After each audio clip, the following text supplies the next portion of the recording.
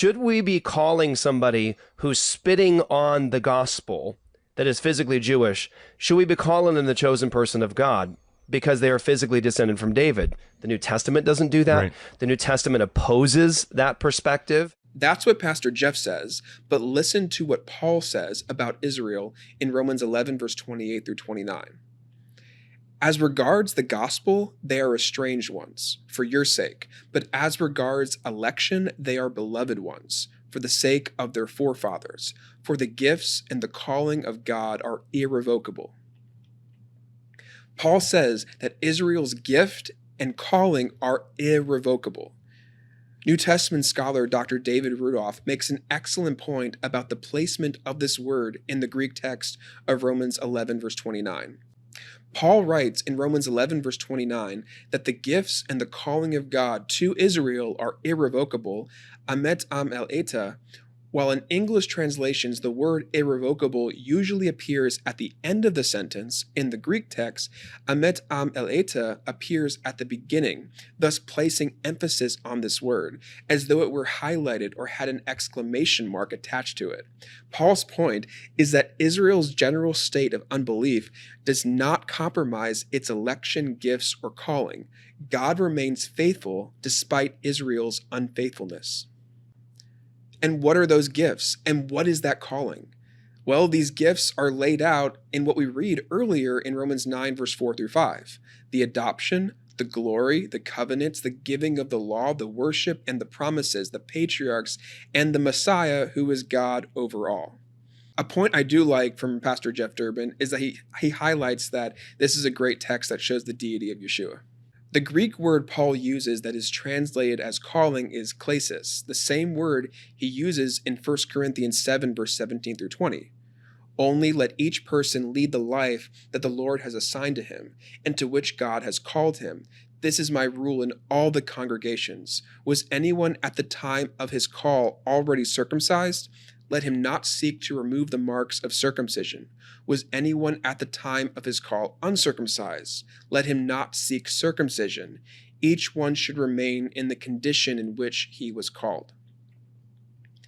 The calling that Paul says is irrevocable is Israel's identity and responsibilities as Israel. Jewish people remain Jewish whether they follow Jesus or not.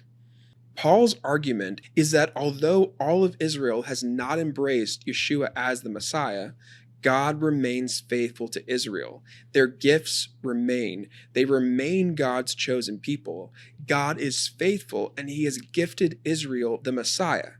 They just need to accept that gift. Paul also states in Romans 3, verse 3, that Israel is entrusted with the words of God.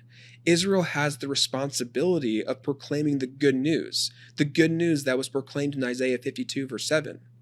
How beautiful upon the mountains are the feet of him who brings good news, who publishes peace, who brings good news of happiness, who publishes salvation, Yeshua, who says to Zion, your God reigns. In Romans 9:6a, Paul says, but it is not as though the word of God has failed. Israel's responsibilities to carry out the good news message has not failed because Jewish followers of Yeshua, like Paul, are faithfully carrying it out. Luke reports that there were even tens of thousands of Jewish followers of Yeshua who were zealous for the Torah in Jerusalem just decades after Yeshua rose from the dead. And Gentiles are accepting Yeshua in large numbers in response to Paul's preaching.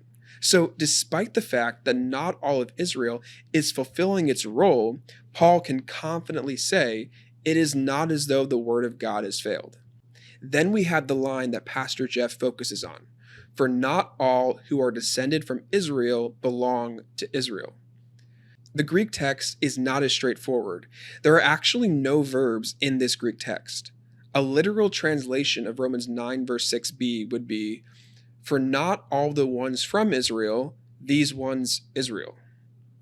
New Testament scholar Dr. Mark Nanos points out the grammatical construction and lack of specificity leave it to the interpreter to fill out the translation from working assumptions about Paul's intended message. So what is Paul's message here? First, Paul is not saying that Jewish people who do not follow Jesus are no longer Israel, because in the immediate context, he calls these Jewish people Israelites. Throughout Romans, he continues to identify Jewish people who do not follow Jesus as Israel. In the immediate context of this verse, Paul argues that though Israel as a whole has not embraced Yeshua, carrying out the good news message, God remains faithful to Israel, and God's word has not failed. Now Paul is making a contrast among the people of Israel, which Paul consistently identifies as Jewish people, the physical descendants of Abraham, Isaac, and Jacob. Remember, according to Paul in Romans 11 verse 5, Paul and other Jewish followers of Yeshua belong to a remnant within Israel. Within this remnant, in Romans 9 verse 1 through 3, Paul says, I speak the truth in Messiah, I am not lying. My conscience confirms it through the Holy Spirit. I have great sorrow and unceasing anguish in my heart, for I could wish that I myself were cursed and cut off from Messiah for the sake of my people. Paul echoes Moses in Exodus 32 verse 32 when he expresses his desperate desire for his Jewish brothers and sisters to know their Messiah, Yeshua, and have their sins forgiven.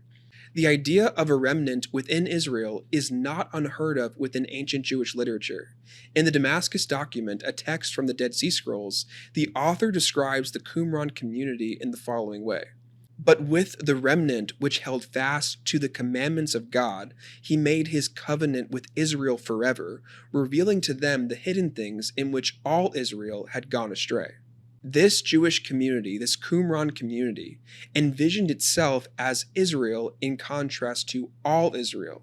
There is an Israel within Israel. To use Paul's words and the words that we see in this text, there is a remnant. Paul gleaned this idea from the passages he cited from the Tanakh. With this context in mind, we can better understand which two groups Paul has in mind in Romans 9 verse 6b. For not all the ones from Israel, these ones Israel.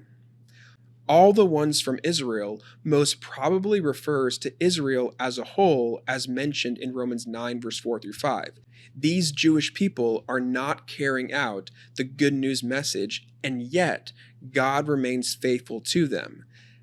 These ones Israel most probably refers to the members of Israel who are carrying out the good news message, like Paul and other Jewish followers of Jesus. They are fulfilling their calling as Israel to take the good news to the world. Rather than promoting replacement theology, Romans 9 verse 6 affirms that members of Israel who are not being faithful to their responsibility of carrying out God's word are still Israel. If you want to dig further, I encourage you to read Dr. Mark Nanos' article that I'll link in the description below. And there are several resources there that you will find helpful in your study of Israel, the Jewish people, in Romans.